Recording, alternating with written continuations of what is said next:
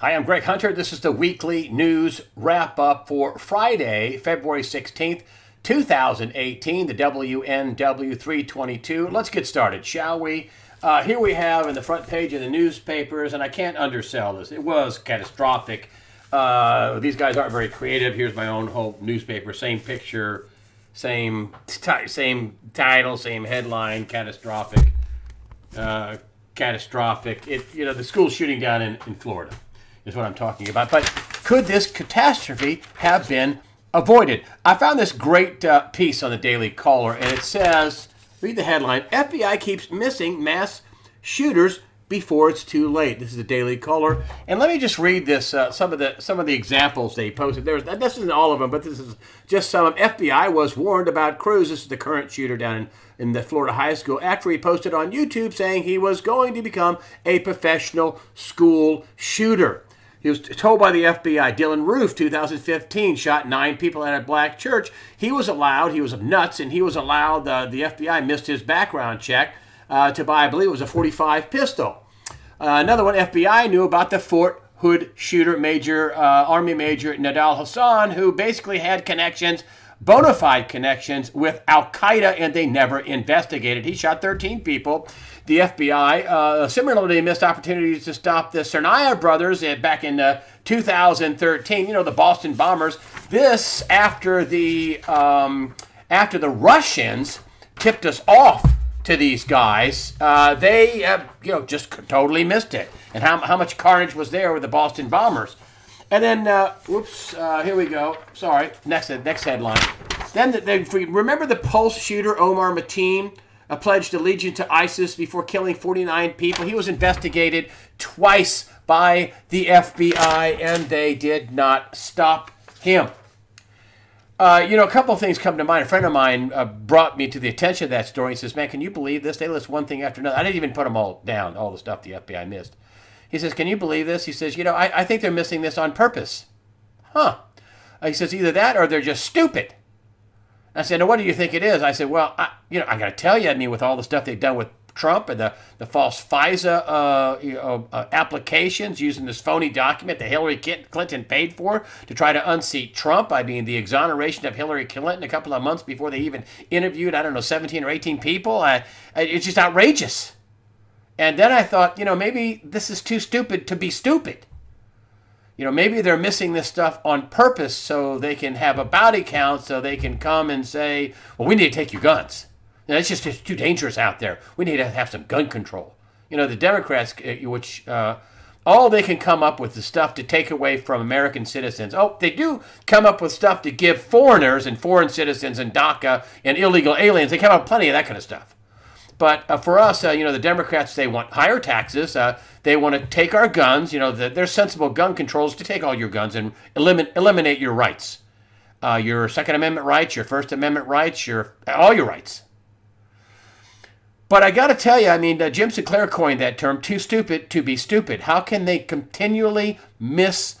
And this isn't just a miss where somebody robs a bank. This is a miss where there's a mass homicide, mass shooting, a bomb blows up, a mass terror attack. This is outrageous. And nobody gets fired over this? I got to read you a letter from an FBI agent. I want to read this to you right now. It's a little long, but I want to read it to you because I said that, the FBI, Sean Hannity, who I like, has done a great job, but I think he's got one thing wrong, saying that it's 99% of the FBI is good. And I say, no, it's not. It's not good. I think this goes all the way down to the street agents. It certainly is in top management, and I think in middle management. But listen to this, folks. I spent 24 years in the FBI as a special agent and supervisor. I retired in 2007, at which time the fissures within the FBI were becoming more and more apparent. I'm keeping this guy's name a secret because he doesn't want it disclosed, but this is an eye-opener. There was a distinct dividing line between the old FBI agents whose fealty lies with the Constitution and the American people. Yay, and the new line of agents whose fealty was with Director Mueller and what has been revealed with time to be the deep state. The reason I retired was Mueller's 5-year up or out policy. 5 years up or out policy adopted to remove senior FBI supervisors loyal to the Constitution from the ranks of the FBI management. The policy, simply stated, required anyone who held a supervisory special agent, that's SSA, position for more than 5 years to return to FBI HQ or be forced out of management. Prior to Mueller, all field supervisors were required to spend 7 to 10 years as successful street agents and then spend 3 to 5 years as SSAs, again, that is supervisory special agent, SSAs at FBI headquarters, then become SSAs in the field to become a SSA Division 6. That's a criminal investigation division. As a street agent, you were required to have successfully taken several cases through trial, to have been a case agent on Group 1 undercover operations with positive results, convictions, and preferably have served as an undercover agent before you can even apply for an SSA position at FBI headquarters. This policy guaranteed that agents applying for SSA, again, that is a supervisory special agent, somebody in charge, SSA were battle-tested and experienced. So this policy guaranteed agents applying for SSA, again, supervisory special agent, SSA, were battle-tested and experienced, accomplished, and hardworking men and women admired by their peers. Here we go, folks. Mueller's policy turned all that upside down, allowed politically motivated, less qualified, woefully inexperienced candidates to become supervisors to hold key positions, SSA, which determined the workload of criminal, counterterrorism, and FCI squads throughout the country. The last place a great SSA wanted to be was at FBI headquarters. The real work is done in the field, not at the FBI headquarters. Needless to say, most experienced SSAs stepped down and retired rather than return to the morass of FBI HQ.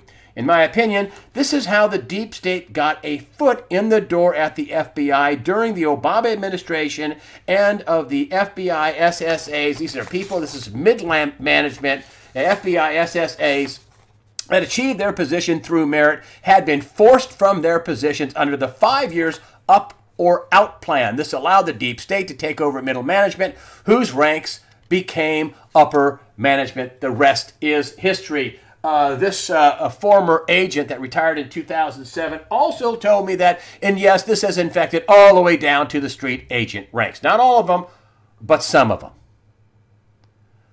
This is a huge problem at the FBI, and not just a few people, a few bad apples, and 99% are hardworking. This is a big problem, and it was a problem by design and designed by that treasonous weasel, Robert Mueller, who is now still conducting this witch hunt that is based on basically a phony dossier paid for by Hillary Clinton to get, I think, fraudulent FISA warrants so they could wiretap everybody in the Trump administration and go after them.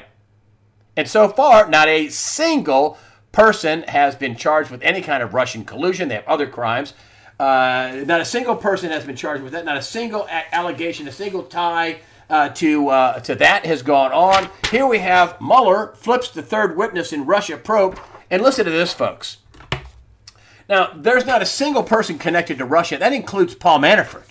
And who did he get to roll over? Paul Manafort's a former, supposedly #2 man, Rick Gates, though it's unclear what Gates' role will be or what evidence Mueller has on him. Well, he certainly doesn't have any actual Russian collusion with Paul Manafort. He certainly doesn't have that now, does he?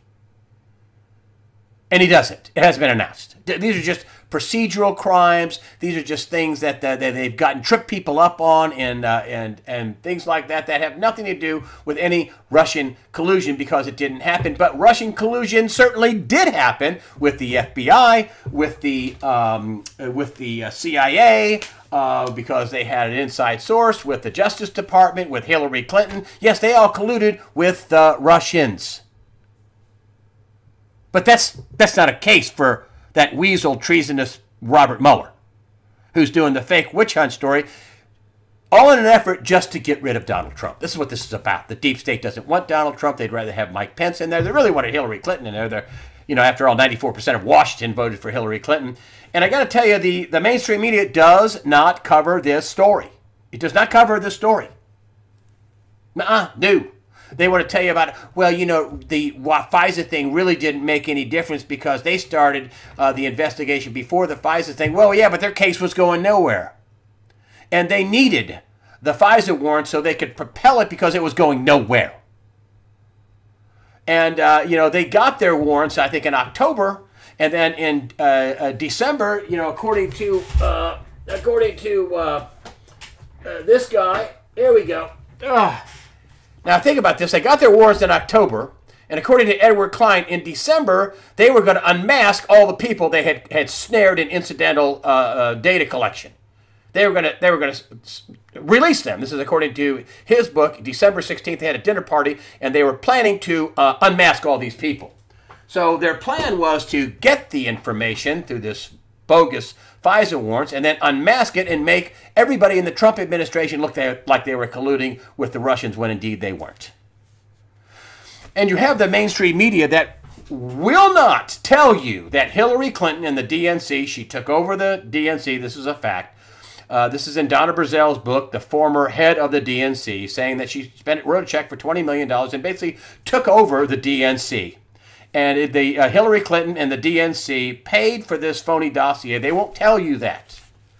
They want to tell you all kinds of other things, how it's a nothing burger and don't worry about it. No, the investigation started long before. Yeah, you know what? I'll tell you. And now it seemed like that reporting has gone full circle. The fake news is ABC, NBC, CBS, the New York Times, the LA Times, the Washington Post, and the real news is the National Enquirer. Yeah. Because even they can tell when there's a huge scandal going, a huge story that will sell newspapers. Obama and Hillary ordered FBI to spy on Trump. And that couldn't be more true. And Hillary Clinton paid for the dossier to do so. And according to Ed Klein, they hatched a giant plan to unmask everybody after they did the spying. And they're trying to take him down. That's what this is about. They're trying to take him down. And the reason why they're trying to take him down is because these folks have committed a lot of crime. How could all these people at the FBI doing all this conspiring and do all this crazy stuff at the Department of Justice if it didn't go all the way down at least to mid-management? This is a huge problem. This got built up over 8 years of the Obama administration. Heck, probably part of Bush 43's administration too. These seditious, treasonous weasels that weren't for we the people and weren't for the Constitution. They're for the New World Order and the Luciferians. That's what it is. And the FBI repeatedly missing these big shooters, repeatedly, where 5, 6, 9, 10, 20, at this time 17 people are murdered and nobody gets fired, I think just may be too stupid to be stupid. Middle East is heating up again. Israeli warns over Iran's presence in Syria after airstrikes. I mean, you have an Israeli F-16 shot down, an Iranian drone that went into Israeli airspace shot down. Lots of threats going back and forth on both sides. And I just wonder if the whole thing is heating up. And then here we have U.S. strikes kill at least 100 Russian fighters. Some people say it's 200 in Syria. And according to unnamed U.S. and Russian sources, more than 200 mercenaries, mostly Russians, fighting on behalf of Syrian leader Bashar al-Assad, died in a failed attack on a base and a refinery held by U.S. and U.S.-backed forces in oil-rich Deir Ezzar region. This refinery Assad wants to use to rebuild Syria, and evidently they were protecting a refinery. And there are charges about the U.S. and other forces taking control of assets in the Middle East. Folks, this is heating up. Now, supposedly, this was not an approved attack by the Russians. That's part of what I'm hearing. But then again, it did happen, and a lot of people died over it. And this is just another sign that things are not simmering down. It looked like they were for a while, but it doesn't look like they are now. And there's been some real friction between the U.S. and Turkey, our NATO ally in the Middle East. Real friction going on in the Middle East right now. It's a bit scary and a bit tenuous going on. I will tell you that what's going on over in North Korea seems to have settled down. Looks like peace overtures. Dr. Steve Prusenick said, hey, listen, Trump made all these threats, and he was ready to put the ships out there, the troops out there, the subs out there, to aircraft carriers, to let Kim Jong-un know that we were going to attack him if he didn't step into line, if he didn't do something other than what he's doing. And of course, Un doesn't want to be unseated from power, so he wants everybody to think he's got nukes. This is according to Steve Prusenick. But Prusenick said that Trump basically was the reason why they were able to have some sort of peace agreement.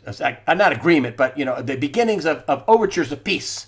That the North Korea sent their team down there to participate in the Winter Olympics, and they were greeted nicely by the South Koreans.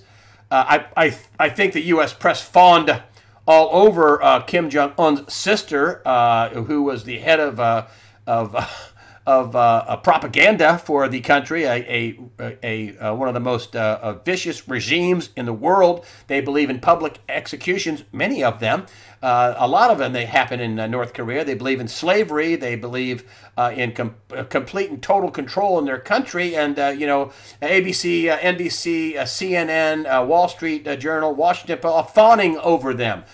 And I just think this is just more of what they really believe in, what these people are, what the mainstream press is. These are basically communists, Marxists. That's what progressive is. I mean, let's play the new fun game I like to call it what it is. Progressive. No, communism, Marxism, which is part of the New World Order, what they want in the New World Order. One way of thinking, one government, one currency, one leader. Everybody is, just one world, one. That's it. No other opinions. Just the opinion of the government. And I guess artificial intelligence would be our God. But the government sure isn't smart enough to be that way. Of course, that can never happen. This is how crazy these people are.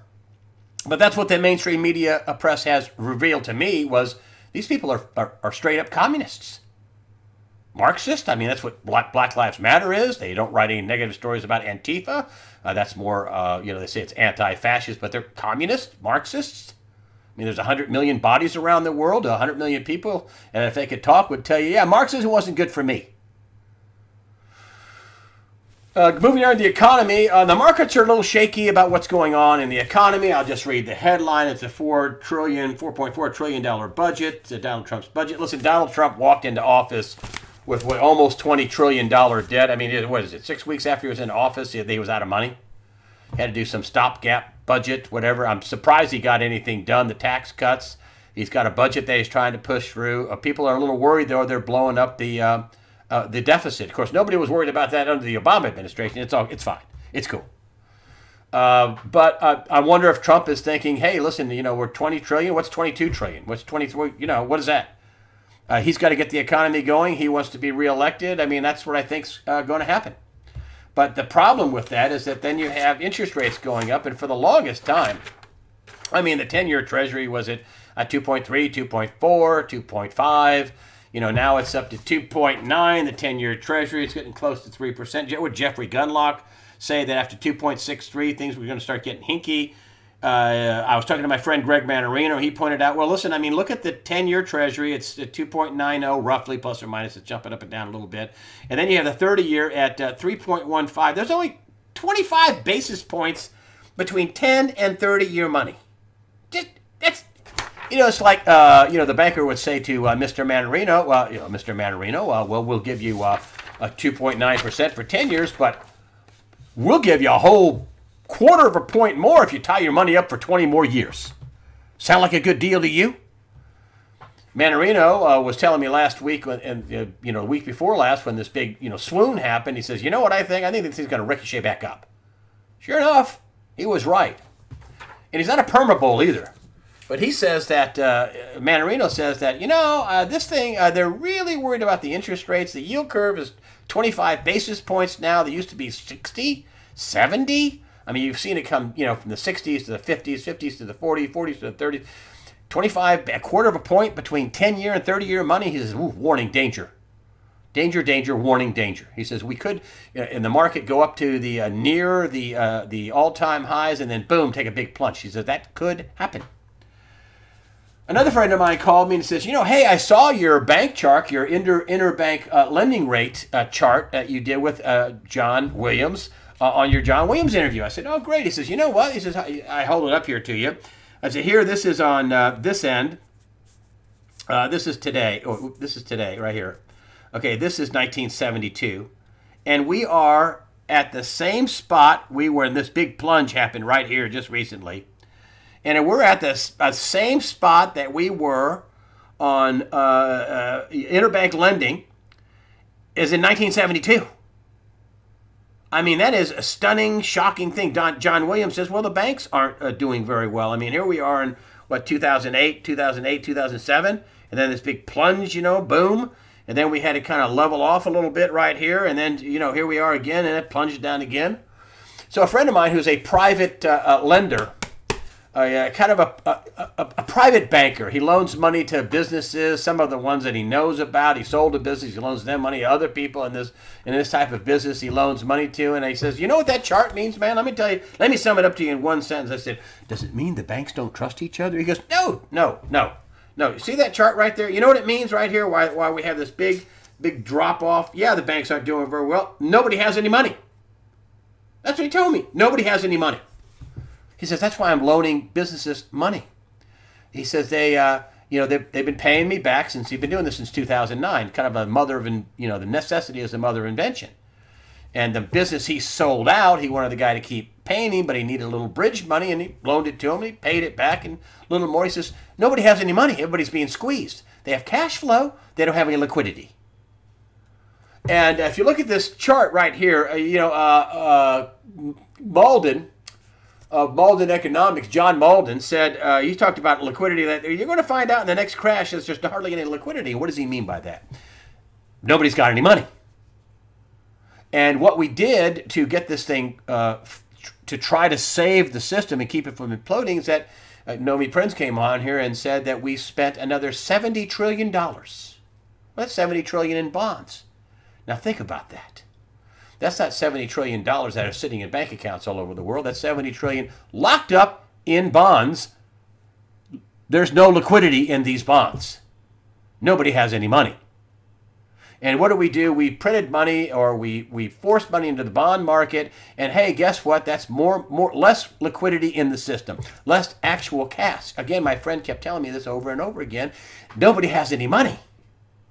Now think about liquefying some bonds to try to raise money in a tight situation. That's another thing Greg Mannarino says, is we are going to have another credit crisis. Well, look at this chart. This is from, incidentally, this is from Fred. This is from the Federal Reserve right here. Federal Reserve. It's from the Federal Reserve. This is them. They know this is going on. They know that there's hardly any lending going on. My friend also says, I went out to lunch with a couple of, pretty good sized bank, a regional bank, pretty good sized bank. He said, you know what it is. I'm not going to tell you what it is. And you go to lunch and they ask me, hey, what's going on? I mean, what do you think's going on? And he says, well, let me tell you what I think's going on. Again, you're trying to get deposits in. The guy was opining that he wanted deposits so they could loan out more money because all their capital was tied up in bonds and already pledged, and they didn't have any money. He says, I'm trying to get more deposits. He says, well, you want to raise interest rates at 1%, right? Right? Well, yeah, I'd like to get more deposits so we can lend out more money, but we don't have it to lend out. With him is a guy that sold mortgages. So he says, there's your sales force. He says, well, you're in a tough spot. You raise interest rates 1%, and your guy selling mortgages, the mortgage rates go from 4.1, 4.10 or whatever to 5.1, and all of a sudden they're 20% of the people can't afford houses anymore. And they both sat there and went, oh. There's too much debt in the system. Nobody has any free cash. Nobody has any money. That's what John Malden meant. Malden Economics, one of the great financial writers of our era, Malden Economics. He says that we're going to find out how much liquidity is in the system in the next crash, basically, and it's not going to be much, and that's going to cause a credit crisis. And Mannarino was telling me, he says, dude, I don't know when we are going to have a credit crisis. Now, On the other side of that, Trump is bringing back all this money. Our coffers we're collecting money at a pretty high rate because of all this repatriation of money. He's trying to cut regulations. He's trying to get people to drill oil. He's trying to get jobs back to America. He's trying everything he can to get the economy going. It's a heck of a lot better than what Obama did, which I thought what he was trying to do is basically destroy America and grind it into the dirt. I mean, Trans-Pacific Partnership, he's over in Vietnam. This means jobs for you people. He did not make that speech here. And, my friend who was sitting down with the bankers was telling me, he says, I don't know how this ends. I said, well, I do.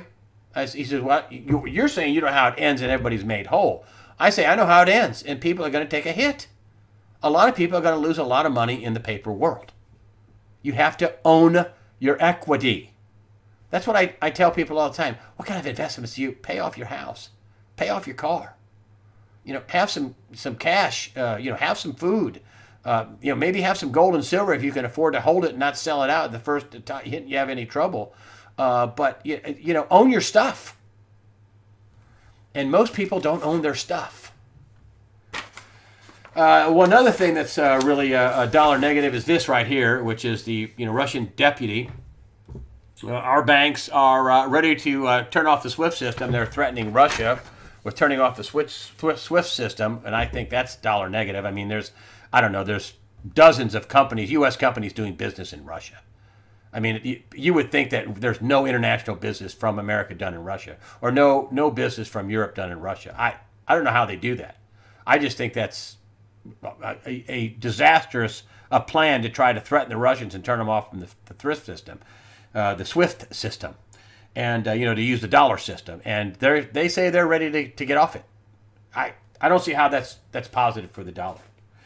There's a lot of talk about the Dreamers and about this DACA, and I am glad they put some money in the budget for Puerto Rico, about $16 billion, which won't go to pay any of that $74 billion in debt, I don't think.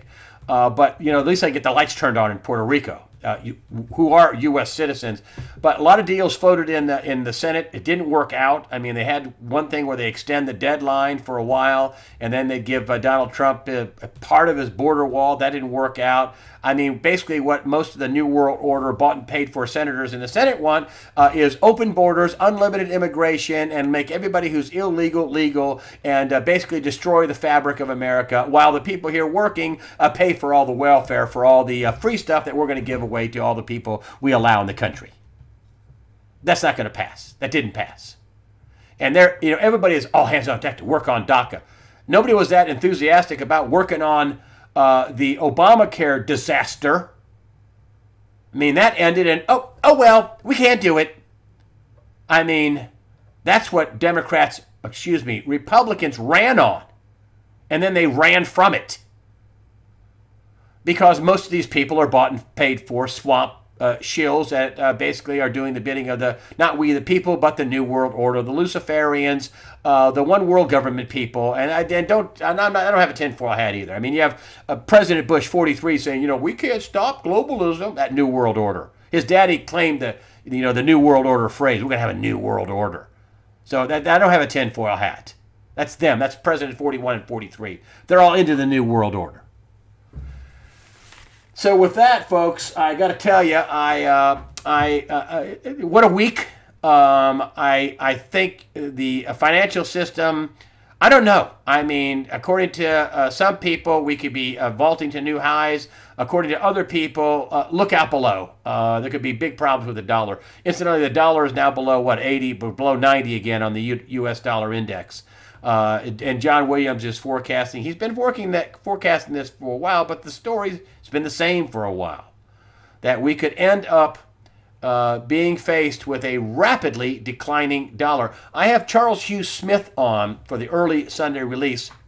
I think he's written 18 or 19 books.